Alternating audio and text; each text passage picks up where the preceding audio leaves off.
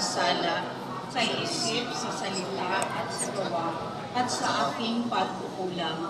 Kaya isinasamo ko sa mahal na Birhen Maria, sa lahat ng mga anghel at mga banal, at sa inyo, mga kapatid, na ako'y ipanalangin sa Panginoong ating Diyos.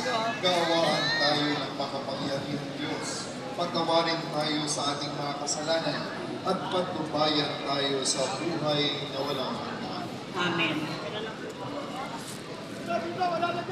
Panginoon, kaawaan mo kami. Panginoon, kaawaan mo kami. Kristo, kaawaan mo kami. Kristo, kaawaan mo kami. Panginoon, kaawaan mo kami. Panginoon, kaawaan mo kami. Manalangin tayo.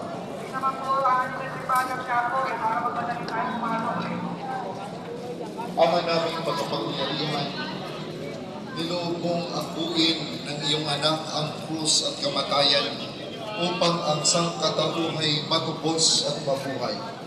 Ang pag-ako namin sa krus at kamatayan dito sa lupa ayon sa diwa ng pagsunod sa iyong loob na ginanap ng iyong anak ay magpagindapat nawang aming kamtin ang lubos na katubusan at pagkabuhay sa iyong piling.